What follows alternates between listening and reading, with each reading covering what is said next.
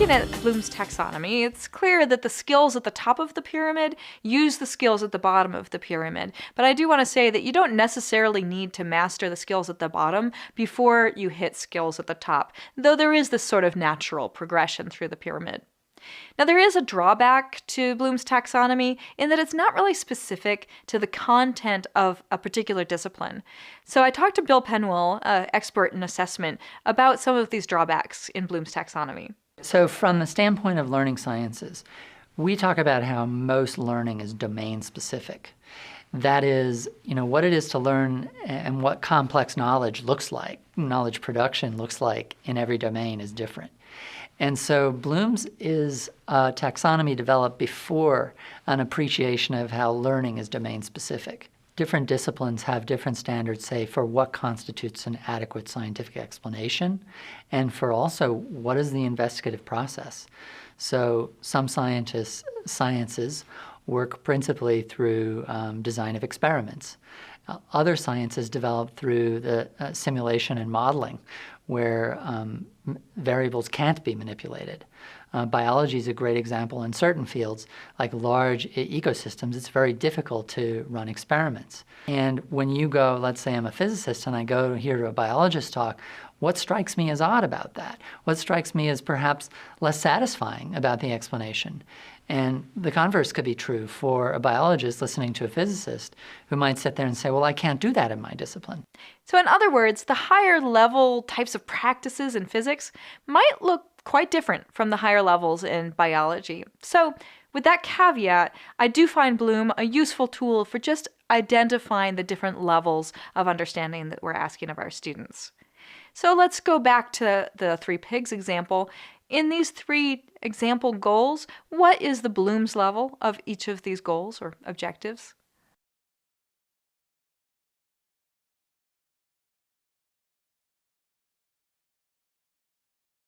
So let's look at describe the main characters in the story and their roles.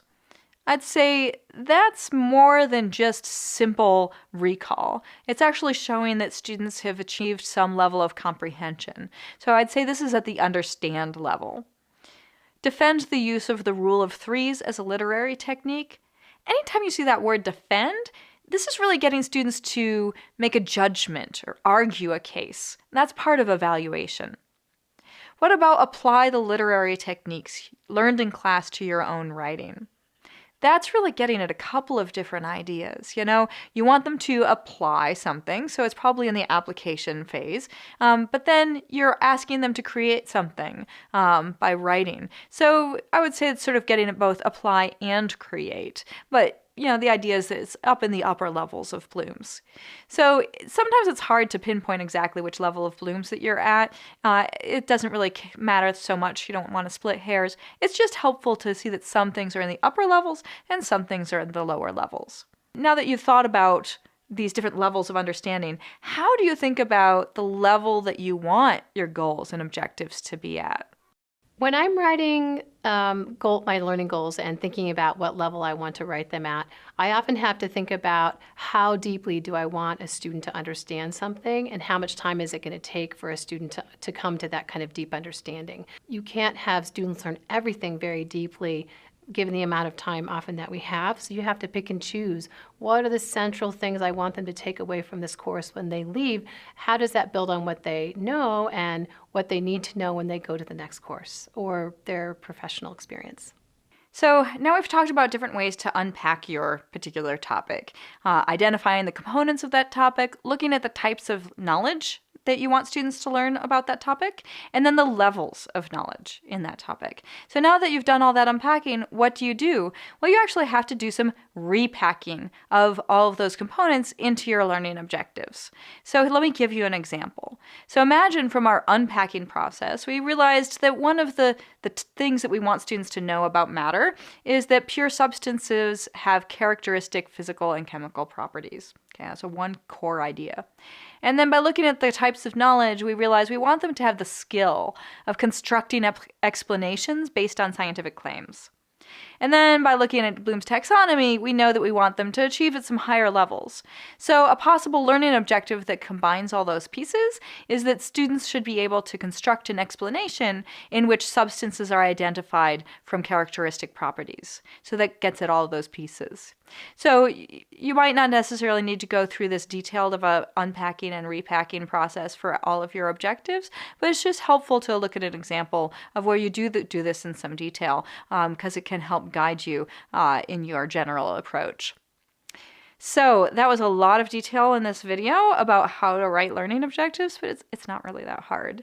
And I want to remind you that it really is worth this upfront work.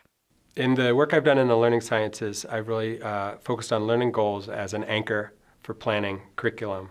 Once you take a course to teach, even though there may be some standards that you're expected to meet for that course, there's still going to be a lot of room to decide on readings, decide on assignments, decide how you're organizing that course. And generally speaking, you need an anchor or a compass to help make those decisions. And if you don't have clearly articulated learning goals, you're going to be moving in a lot of different directions. So it's some upfront work, but it's work that will kind of pay off in terms of the general efficiency of your work over the course of the semester. So another discussion option. Here from the last video, you should have some ideas of how to deconstruct a topic into its component parts. Now I want you to brainstorm what types of knowledge you want students to have, skills, content, affect, metacognitive, about that topic, and how deeply you want students to know it. And then put this together into a couple of sample learning goals. And it's great if you have the opportunity to get some feedback, because that's where we really get a chance to iterate. In the next video, we're going to look at some strategies for making sure that your goals are actually useful for your instruction.